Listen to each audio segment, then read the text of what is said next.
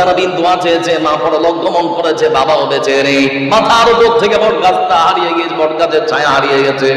আল্লাহ মাও নেই, মা বাবার মুখ দেখতে পায় না। মাওলা, এই বাবা মার সুসন্তান তোমার রাসূলের মাদ্রাসার উন্নতি করবে, 3 লক্ষ টাকা দান করেছে। মাওলা, আল্লাহ তুমি এই দানকে সকলে গ্রহণ করো। আল্লাহ, তার বাবা মাকে তুমি জান্নাতুল উচ্চ মাকাম দান করো। রাব্বুল আলামিন, এই যুবক মাইকে মাদ্রাসার সাথে তুমি সুন্দর করে লেগে থাকার, এই মাদ্রাসার জন্য সময় যেন দিতে পারে তার তুমি তৌফিক দান করো। আল্লাহ, এরকম যুবক সমাজের মধ্যে এরকম যুবক তুমি তৈরি করে দাও। আল্লাহ, তোমার মাদ্রাসা তোমার মসজিদের জন্য যারা দিনরাত পরিশ্রম করতে পারবে, খিদমত করতে পারবে। রাব্বুল আলামিন, আজকে মা নেই, অর্থ সম্পদ আছে, অনেক আশা ছিল মাওলা, মা বাবাকে নিয়ে হয়তো সংসার করবে, সুখের সংসার, সংসারের মধ্যে স্ত্রী থাকবে, সন্তান থাকবে, মা থাকবে, বাবা থাকবে। আজকে স্ত্রী আছে, সন্তান আছে, কিন্তু আল্লাহ মা নেই, বাবা নেই, পরলোক গমন করেছে। মাওলা, ছেলের অন্তরের মধ্যে কি ঘুরপাক কাটছে জানি না। আল্লাহ, তার সুসন্তান যা চায় আল্লাহ পরের মধ্যে তা তুমি কবুল করে নাও। রাব্বুল আলামিন, তোমার কাছে কাজ করে দোয়া করে আল্লাহ, তুমি তার মা বাবাকে জান্নাতের উচ্চ মাকাম দান করো। আল্লাহ, সুসম্মানে তুমি সম্মানিত করে দাও। আল্লাহুম্মা সাল্লি আলা মুহাম্মাদিন ওয়া আলা আলি মুহাম্মাদ কামা সাল্লাইতা আলা ইব্রাহিম ওয়া আলা আলি ইব্রাহিম ইন্নাকা হামিদুম মাজিদ। اللهم بارك على محمد وعلى آل محمد كما باركت على إبراهيم وعلى آل إبراهيم إنك حميد مجيد. سبحان ربك رب العزة عما يصفون وسلام على المرسلين والحمد لله رب العالمين. বলছিলাম আপনাদেরকে, অনেক মানুষের ধন আছে কিন্তু মন থাকে না। তো যারা আল্লাহর রাস্তায় খরচ করে তাদের দৃষ্টান্তটা হচ্ছে একটা গমের বীজের মতো। লক্ষ্য করে দেখুন বন্ধু, এই পৃথিবীর বুকে অনেক শস্য বীজ ছিল, ধান ছিল, সরিষা ছিল, কিন্তু মহান আল্লাহ রাব্বুল আলামিন তিনি এখানে উপমা টেনেছেন একখানা গমের দানার সঙ্গে। যারা কৃষক এখানে বসে আছেন, যারা কৃষি কাজ করেন, ওই সমস্ত কৃষকেরা তারা ভালো করে বলতে পারবে যে কৃষক একখানা উর্বর জমিনে যখন কোন গমের বীজ যখন বপন করে দেয়, ফেলে দেয়, ওই একখানা গমের বীজ থেকে 5টা 7টা 10টা পর্যন্ত গাছ জন্মায়। লক্ষ্য করে দেখবেন, একটা গমের বীজ থেকে 4টা 5টা 6টা 10টা 12টা পর্যন্ত গাছ হয়, হয় না? হয় না? মহান সত্য আল্লাহ রাব্বুল আলামিন, মহান সত্য আল্লাহ রাব্বুল আলামিন তিনি এখানে বলেছেন 7খানা গাছ, 7খানা গাছের কথা বলা হয়েছে। আমার বন্ধুরা, আল্লাহ রাব্বুল আলামিন তিনি বলেছেন একটা গাছে আমি আল্লাহ রাব্বুল আলামিন আবার 100 করে দানা দিয়েছি। একটা গাছে কত দানা? একটু কথা বলবো, আবার আমার দিকে মনোযোগ হন। একটা গাছে কত দানা? একটা গাছে 100 দানা যদি হয় তাহলে 7টা গাছে কত? কথা বলেন না গো, 7টা গাছে 700 দানা দিয়েছে।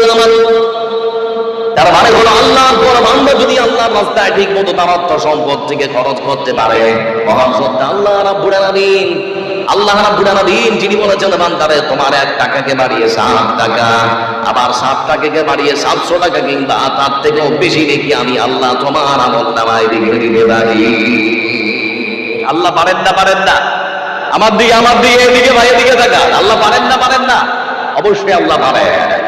এজন্য বলতে করে দেখলাম বন্ধু আমার, এই কোরআন কারীমের মধ্যে যখনই আয়াত এসেছে আমরা সেটাকে আমলে পরিণত করতে পারিনি, কিন্তু সাহাবারা শোনার সঙ্গে সঙ্গে তারা সেই আয়াতটার প্রতি কেমন করে আমলে পরিণত করতে পারবে তার প্রতিযোগিতা তারা শুরু করেছে। আমার দিকে চেয়ে থাকুন ভাই, এবার আপনাদের সামনে বলছি, বিশ্বনবী সাল্লাল্লাহু আলাইহি ওয়াসাল্লাম তিনি যখন পরলোক গমন করলেন, তার মৃত্যুর পর দেশের প্রধানমন্ত্রী যিনি হয়েছেন তার নাম হলো আবু বকর সিদ্দিক রাদিয়াল্লাহু তাআলা আনহু। আবু বকর সিদ্দিক রাদিয়াল্লাহু তাআলা আনহুর জীবন দশায় মানুষের মধ্যে দুর্ভিক্ষ দেখা দিয়েছে, মানুষ ভালো মতো আর খেতে পারে না। সারাদিনে হয়তো 1 বেলা খায়, 2 বেলা না খেয়ে থাকে। তো দেশের প্রধানমন্ত্রী দেখছেন, আমি দেশের প্রধানমন্ত্রী, আর আমার দেশের মানুষ 1 বেলা খায় না 2 বেলা না খেয়ে থাকে, তো আমি কেমন করে সহ্য করবো? এমন করে লক্ষ্য করে দেখে বন্ধু, হঠাৎ করে মদিনার যে সমস্ত সদর পথগুলো রয়েছে সেই পথ দিয়ে সারিবদ্ধ উট ঢুকতে শুরু করেছে। 1টা 2টা 5টা 7টা 10টা করে এরকম অসংখ্য উট ঢুকছে, আর প্রত্যেকটা উটের পিঠে বন্ধু আমার 2টা 4টা 5টা করে গমের বস্তা জামানো আছে। অসংখ্য উট সারিবদ্ধ হয়ে মদিনার পথে ঢুকছে, আর কি মদিনায় ঢুকছে, আর প্রত্যেকটা উটের পিঠে 2টা 4টা 5টা করে গমের বস্তা জামানো আছে। সেই মদিনার ব্যবসায়ীরা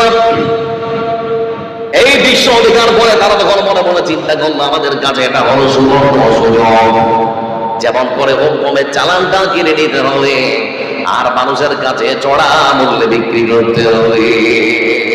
এটা হলো তাদের আশা যে চড়া মূল্য আমরা কিনবো আর চড়া মূল্যে বিক্রি করবো আর কি।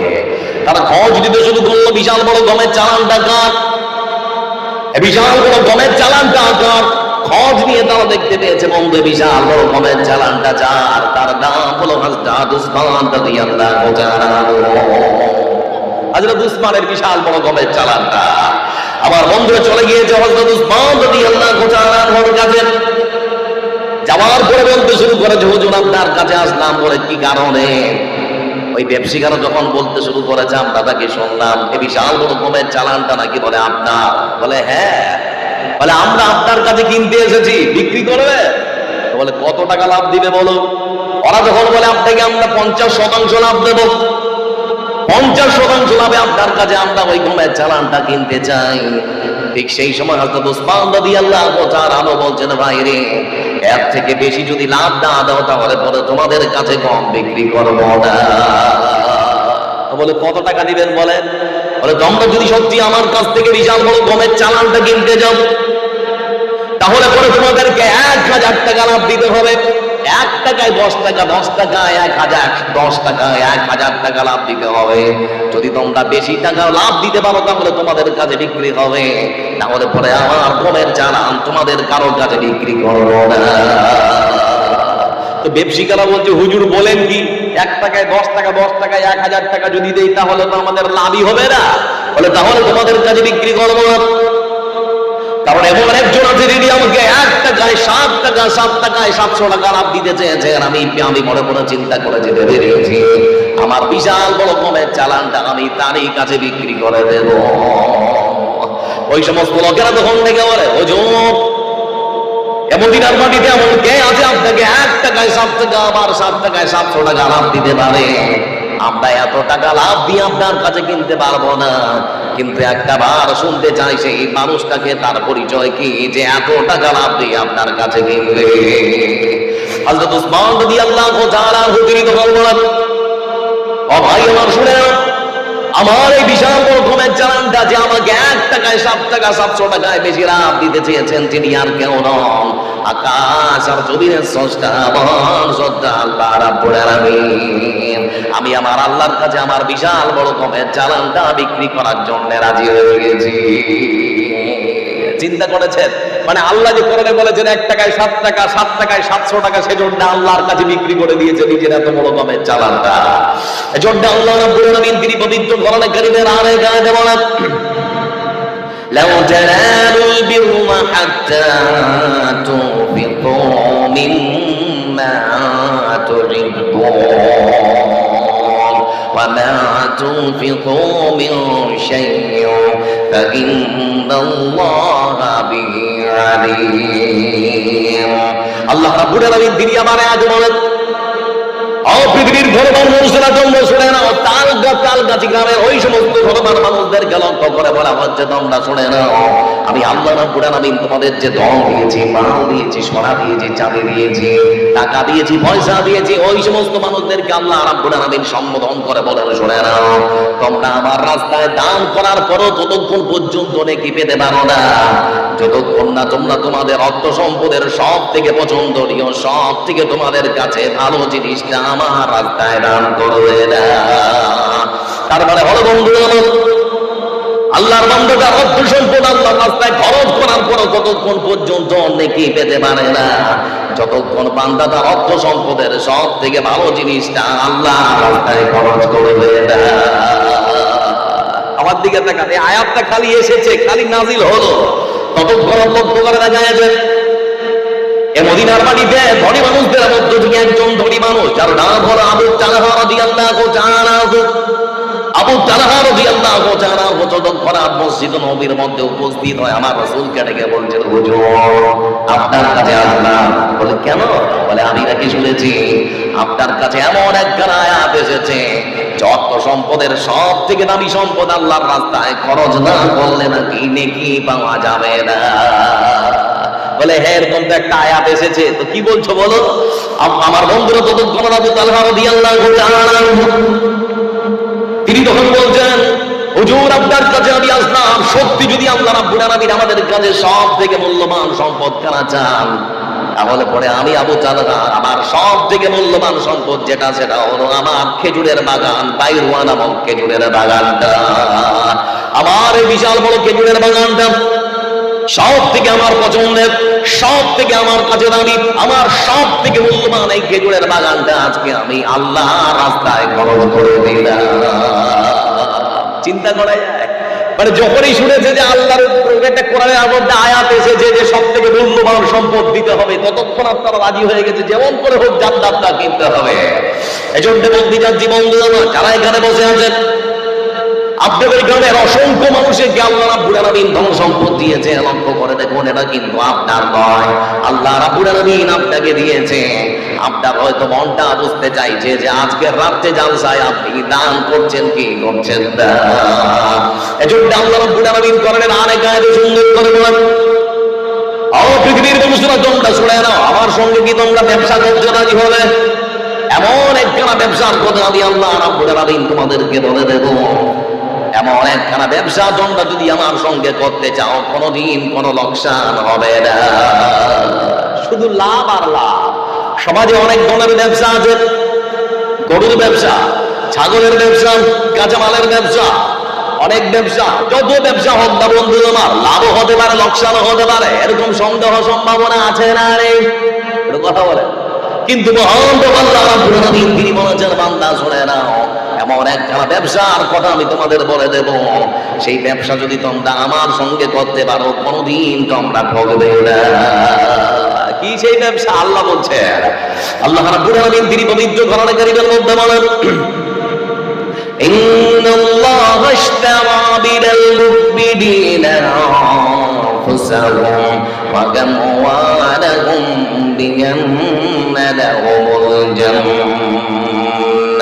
আল্লাহ রাব্বুল আলামিন তিনি বলেছেন, ধর্মের মানুষেরা তোমরা শুনে নাও, আমি আল্লাহ রাব্বুল আলামিন তোমাদের কাছ থেকে সব থেকে মূল্যবান দুটো জিনিসকে কিনে নিয়েছি। তার মধ্যে একখানা মূল্যবান জিনিস হলো আমি আল্লাহ রাব্বুল আলামিন তোমাদের সম্পদ, তোমাদের ধন সম্পদ, টাকা পয়সা, এই সমস্ত ধন সম্পদ আমি আল্লাহ রাব্বুল আলামিন তোমাদের কাছ থেকে কিনে নিয়েছি। দ্বিতীয় আর একখানা জিনিস যেটা কিনে নিয়েছি সেটা হলো আমি আল্লাহ তোমাদের সব থেকে মূল্যবান সম্পদ, তোমাদের জানটাকে কিনে নিয়েছি। নিশ্চয় আমি ক্রয় করেছি মুমিন বান্দাদের কাছ থেকে তাদের জান, তাদের মাল কিনে নিয়েছি। আল্লাহ রাব্বুল আলামিন তিনি পবিত্র কোরআনে কারীমের আয়াতে বলেন, এই সমস্ত মুমিন বান্দারা যদি দুনিয়া পৃথিবীর বুকে আমার দিনকে প্রয়োজনে তারা আমার দিনকে সহযোগিতা করতে পারে, আজকের রাতে তালকাছি মাদ্রাসার উন্নতি কল্পে জালসায় তারা যদি তাদের অর্থ সম্পদকে আমার রাস্তায় খরচ করতে পারে, আর প্রয়োজনের খাতিরে তারা আমার দিনকে সাহায্য করতে গিয়ে যদি তাদের নিজের জীবনটা কুরবানি দিতে পারে, ও মুমিন বান্দারা শুনে নাও, হাসরের ময়দানে তোমাদের সঙ্গে যে জিনিস দিয়ে আমি ব্যবসা করবো সেটা আর কিছু নয়, বরং আমি আল্লাহ আমার পক্ষ থেকে তোমাদেরকে আমার জান্নাতখানা দিয়ে দেব। প্রত্যেকটা মানুষের গন্তব্য, ইচ্ছা, আমরা কোথায় যাব? কথা বলেন, আমরা কোথায় যাব? জান্নাতে মরার পর কোথায় যাব? জান্নাতে, এটা প্রত্যেকটা মানুষের ইচ্ছা আছে না নেই? হ্যাঁ না বলেন? প্রত্যেকটা মানুষের ইচ্ছা আমরা আল্লাহর জান্নাতে যাব। আর আজ যখন এসেছে বন্ধু ততক্ষণ সাহাবীরা এই সমস্ত আয়াতগুলোকে কেমন করে কাজে লাগিয়েছে, তারা তাদের অর্থ সম্পদ দিয়ে আল্লাহর জান্নাত তারা কিনতে চেয়েছে। তাই তো লক্ষ্য করে দেখলাম রাসূলুল্লাহ সাল্লাল্লাহু আলাইহি ওয়াসাল্লামের জীবন দশায় একজন এতিম শিশু, তার মা নেই, বাবা নেই, কেউ নেই। ওই এতিম শিশু, তার একটা খেজুরের বাগান আছে, খেজুরের বাগানটা সুন্দর করে ওই খেজুরের ডাল কেটে বেড়া দিচ্ছে বেচারা, সুন্দর করে বেড়া দিচ্ছে চারিদিকে। তো বেড়া দিতে দিতে তার একটা প্রতিবেশী আবু লুবাবার খেজুরের গাছ তার দিকে চলে এসেছে। তো বেড়াটা যদি দেয়, খেজুরের গাছটা দিলে বেড়াটা হবে সুন্দর করে সোজা হবে, আর যদি না দেয় তাহলে বেঁকা টেরা হয়ে যাবে আর কি। তো প্রতিবেশী আবু লুবাবাকে তখন গিয়ে বলছে, ভাই আবু লুবাবা, আল্লাহ তো তোমাকে অনেক সম্পদ দিয়েছে, আমি তো এতিম, তো তোমার একটা খেজুরের গাছ আমাকে দাও না ভাই, তাহলে আমার বেড়াটা একটু সোজা হয়, আর যদি না দাও তাহলে টেরা হয়ে যাবে আর কি। আবু লুবাবা তখন ডেকে বলে, ও এতিম ভাই আমার, শুনে না, আমার সম্পদ আমার কাছে থাকবে তুমি বলেছ, কিন্তু আমার খেজুরের গাছ আমি তোমাকে দিতে পারবো না। রাজি হয়ে গেল। এতিম শিশু, কতক্ষণ ভাবলো যে এই সমস্যার সমাধান আমি পারবো না, বিশ্ব নবীর কাছে যেতে হবে। রাসূলুল্লাহ সাল্লাল্লাহু আলাইহি ওয়াসাল্লামের কাছে ছুটে চলে গেলেন। বিশ্ব নবী সাল্লাল্লাহু আলাইহি ওয়াসাল্লামের কাছে যাওয়ার পরে তখন থেকে বলছেন, হুজুর আপনার কাছে আসলাম, একখানা সমস্যা দেখা দিয়েছে, সমাধান করে দিতে হবে। বলে কি সমস্যা? বলে আমার প্রতিবেশীর একখানা খেজুরের গাছ, আমার প্রতিবেশীর একখানা খেজুরের গাছ আমার বেড়ার দিকে চলে এসেছে। আমি তাকে অনুনয় বিনয় করে বললাম, ভাই দাও, কিন্তু কোনো মতেই রাজি হলো না। তবে আমার বিশ্বাস আপনি যদি আমার হয় তাকে বলেন আপনার কথা কখনো সে ফেলতে পারবে না। হুজুর একটু বলুন না। এতিমের পিতা বিশ্বনবী তখন ডেকেছে, ডাকার পরে বলছে, ও ভাই আবুল বাবা, তোমার ওই একখানা খেজুরের গাছ তুমি দিয়ে দাও। ঠিক সেই সময় আবু লুবাবা রাদিয়াল্লাহু তাআলা তখন ডেকে বলে, হুজুর সেই ছেলেটা আমাকেও বলেছিল, আমি তাকে বলেছি আমার খেজুরের গাছ আমি দেব না, তারপরও আপনার কাছে এসেছে, আপনি যখন বললেন আপনাকেও বলছি আমার গাছ আমারই থাকবে, আমি ওকে কখনো দিতে পারবো না। তো যার গাছ সে যদি দিতে রাজি না হয় তার কিছু বলার আছে? এরা বলেন আর কিছু বলতে, কিছু বলার সুযোগ নেই। কিছুক্ষণ পরে আল্লাহ রাসূল আবার বলছেন, ও ভাই আবুল বাবা শোনো, তোমার ওই একখানা খেজুরের গাছ তুমি যদি ওই এতিম শিশুর হাতে তুলে দাও, তাহলে পরে তোমাকে বলতে চাই কত টাকা দেবে বলো। যতদিন আর দিরহাম টাকা পয়সা দিয়ে তোমার গাছটা কিনতে হয় তত টাকাই তোমাকে দেওয়া হবে। আবু লুবাবা রাদিয়াল্লাহু তাআলা তখন বলেন, হুজুর আপনাকে বলতে যাচ্ছি আমার খেজুরের গাছ আমারই থাকবে, আমি কখনো এমনিতেও দেব না, টাকাতেও কাউকে বিক্রি করবো না। এমনিতেও দেবো না, টাকাতেও বিক্রি করবো না। কি বলবে? কিছুক্ষণ পরে আবার তৃতীয়বার আল্লাহ রাব্বুল আলামিন রাসূল তিনি ডেকে বললেন, তুমি যদি আমাকে পৃথিবীর বুকে ওই একখানা খেজুরের গাছ 3 বাচ্চার হাতে তুলে দাও, তাহলে আমি রাসূল তোমার সঙ্গে ওয়াদা করছি জান্নাতের মধ্যেকার একখানা খেজুরের গাছের জামিনদার আমি আজকে তোমার জন্য হয়ে যাব। পৃথিবীর একটা খেজুরের গাছ দাও, তাহলে আমি তোমার জন্য জান্নাতে একটা খেজুরের গাছের জামিনদার হয়ে যাবে। এবার দিয়ে দিবে? আমার বন্ধুরা তারপর আবু লুবাবাকে বলেন, হুজুর আপনাকে বলতে যাচ্ছি আমার খেজুরের গাছ আমি এমনিতেও দেব না, টাকা তো বিক্রি করবো না, আর জান্নাতের একখানা খেজুরের গাছের বিনিময়েও আপনার কাছে আমি দেব না। রাজি হলো না। তো আপনারা যেমন বসে আছেন এরকম সভা থেকে উঠে লোকটা বাড়ি চলে গেল। তো আপনাদের মতো বসে থাকা মানুষদের মধ্যে আরেকজন সাহাবী ছিলেন যার নাম আবু দাহদা রাদিয়াল্লাহু তাআলা। তিনি উঠে দাঁড়িয়ে বলছেন, হুজুর আপনি তো অনেক চেষ্টা করলেন, আপনার কথা কোনো রকম কর্ণপাত করলো না, শুনলো না, আমি কি একটু চেষ্টা করে দেখবো আমার কথা যদি শোনে? তো বিশ্বনবী বলছেন যে আমি এত কিছু করে বললাম আমার কথা শুনলো না, তো তোমার কথা কি শুনবে? তো যাও দেখো তুমি যদি একটু পারো রাজি করাতে। চলে গিয়েছে বাড়ির দরজায়, বাড়ির দরজার সামনে পৌঁছানোর পর পড়া দাঁড়িয়ে তখন বলতে শুরু করেছে, ও ভাই আবু বাবা, আমি আবু দাহদা তোমার সঙ্গে একটু সাক্ষাৎ করার জন্য এসেছি, বাইরে আসো।